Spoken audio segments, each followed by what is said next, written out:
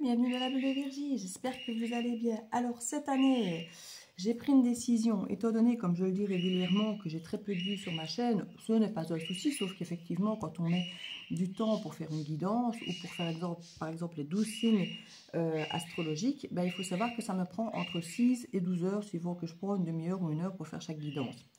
Et quand effectivement j'ai une centaine de vues sur une guidance collective générale, ou même parfois bien moins de 100 vues, ben imaginez si on divise par 12 le nombre de vues, ben ça fait quasi rien du tout comme vue, comme personne touchée. Et quand je dis vue, ce n'est pas une question de finance ou autre, puisque je n'ai pas mes vidéos ne sont pas monétisées.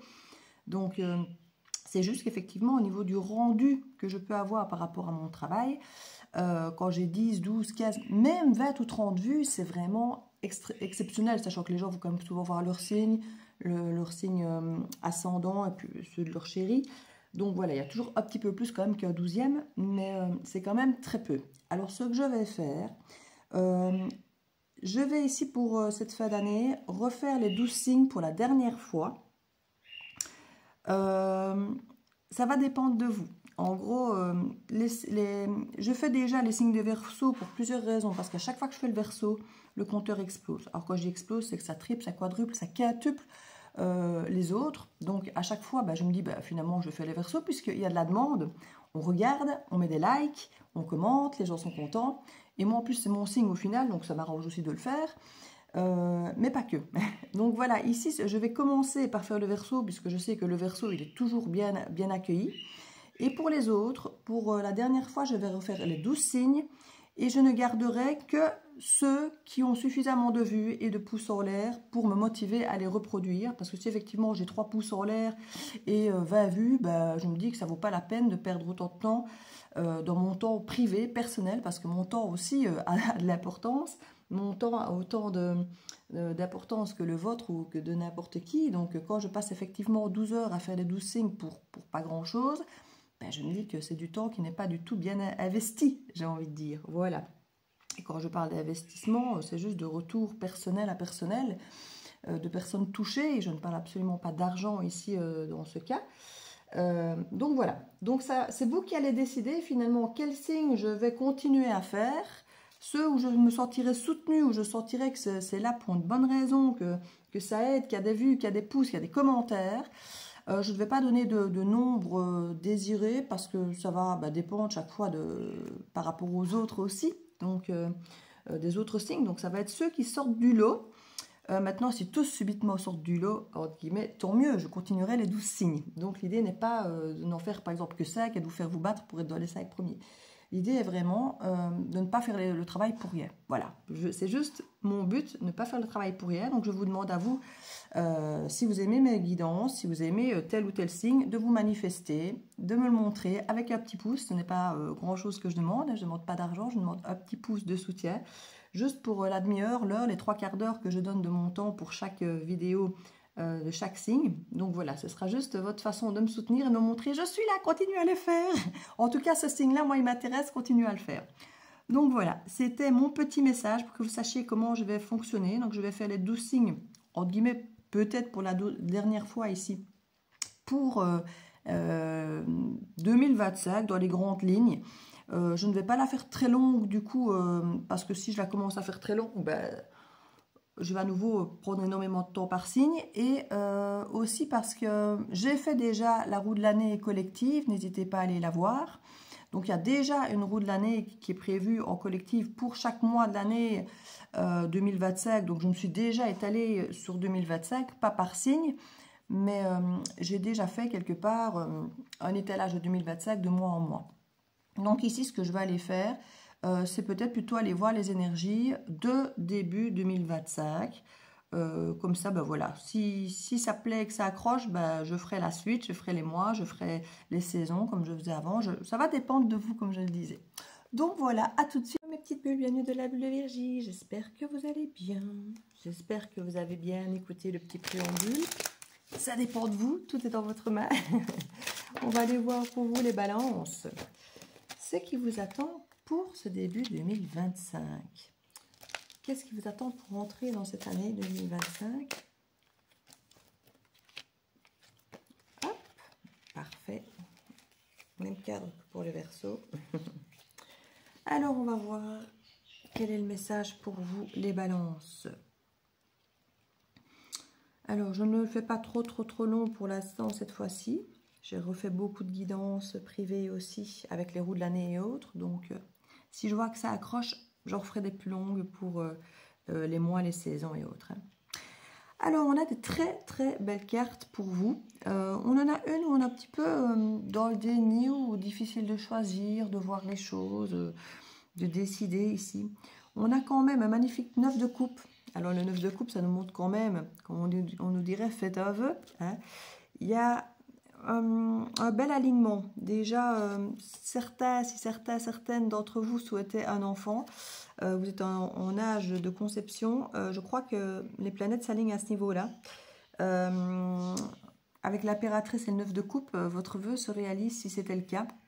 Si ce n'est pas pour un bébé, c'est pour un projet, quel qu'il soit, que ce soit relationnel, amoureux, pro ou financier et autres.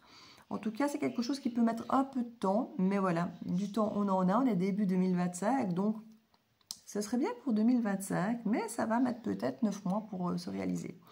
Pour certains, il y a peut-être une difficulté à prendre une décision. Alors, quant à manifester ce projet, à attendre, à la façon dont on veut le voir, ou peut-être qu'il y a ce projet qui est à votre portée, mais que vous refusez peut-être de le voir, peut-être de peur.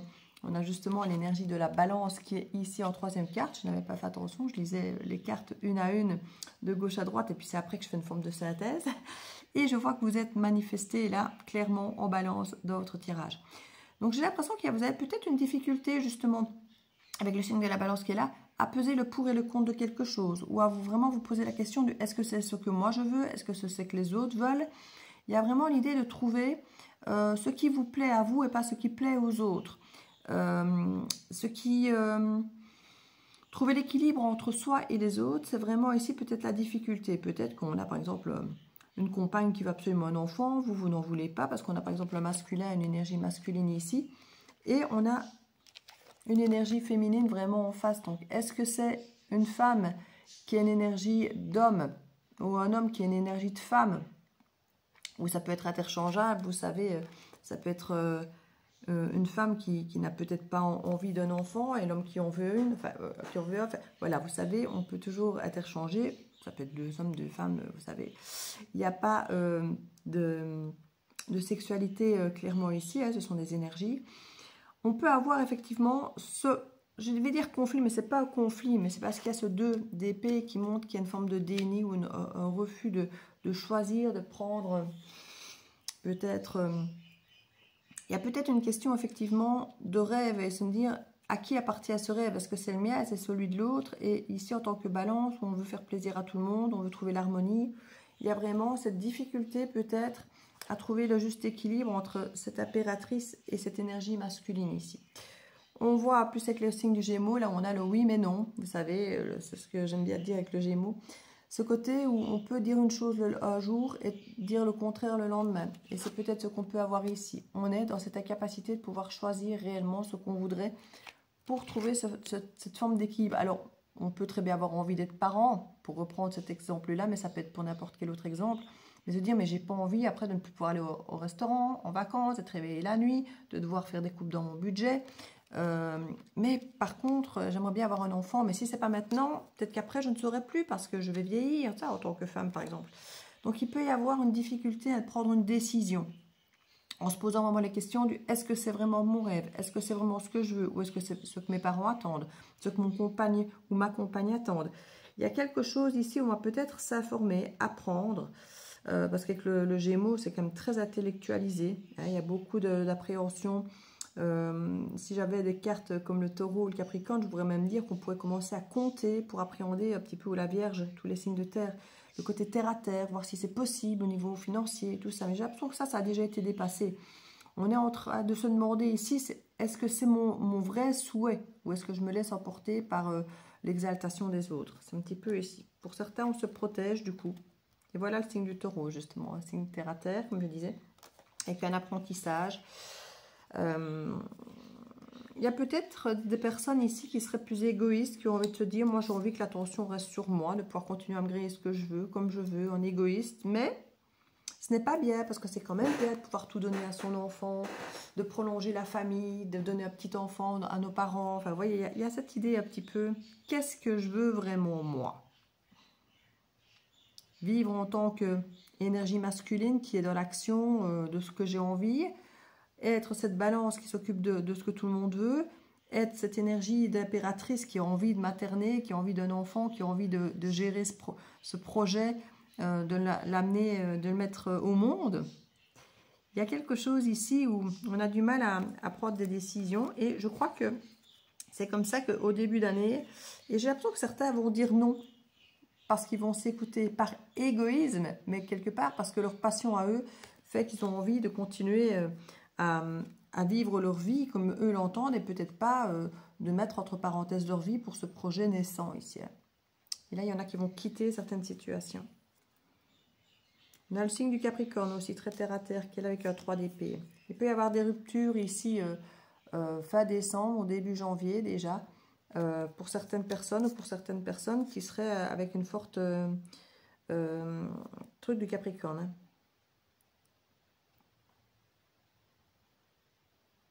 Il y a vraiment des questions qui se posent ici. Hein. Avec les amoureux, la carte de la dualité ici, on a vraiment des questions qui se posent quant à savoir si on va y aller ou pas. Et la décision que vous prendrez, vous serez heureux d'avoir prise parce qu'avec la carte de l'été et de la croissance, c'est quelque chose qu'on est heureux d'avoir décidé. Peut-être justement heureux d'enfin s'être écouté. Ce n'est pas du tout impossible.